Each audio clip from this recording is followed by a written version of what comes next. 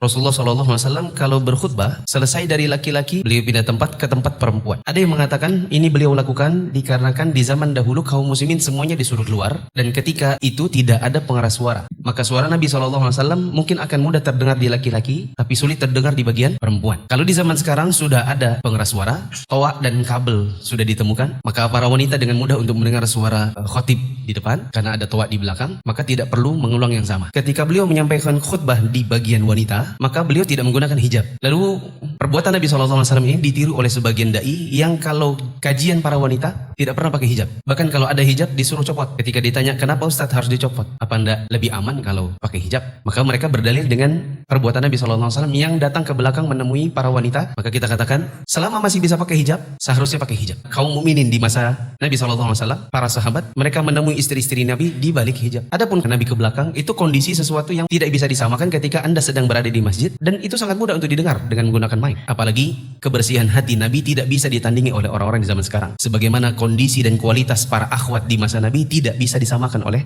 akhwat di zaman sekarang. Kecuali kalau ada kondisi yang tidak memungkinkan, itu beda lagi. Seperti saya dulu bulanan tidak menggunakan hijab karena rata-rata yang hadir itu nenek-nenek yang diundang dari pasar. Yang adakan 2-3 akhwat yang diundang nenek-nenek yang bahkan datang ke masjid itu tidak pakai kaos kaki. Jilbabnya cuma jilbab dipelintir di leher. Kata mereka, Ustadz kalau ini nanti dipakaikan hijab, nanti nenek-neneknya pada kabur. Karena pertimbangan, oh itu nenek-nenek. Duduknya atau berjauhan. Mereka di belakang, saya di depan. Dan ini adalah orang-orang awam. Maka ada pertimbangan tertentu. Sehingga akhirnya di awal-awal kita tidak pakai hijab. Setelah mereka suka untuk dengerin pengajian, baru kemudian ganti pemain. Saya suruh istri saya yang ngisi. Gantian sama mama saya. Saya ajak mama saya juga ngisi. Kita bakali dulu materi untuk ngisi kepada para nenek-nenek ini. Adapun laki-laki muda bertatap-tatapan dengan para akhwat muda. Kajian setiap minggu ketemu, apalagi nanti kajiannya kajian tajwid. Yang kajian tajwid ini ada penyebutan huruf, lalu kemudian terpaksa harus lihat bibir.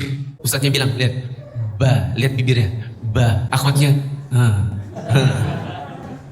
Ustadznya bilang, coba silakan dipraktekkan. Akhwatnya bilang, ba. Ustadznya lihat apa? Jangan main-main, biarkan istri antum hari-hari tatap-tatapan sama ustadz. Dia pun bebas liatin akhwat.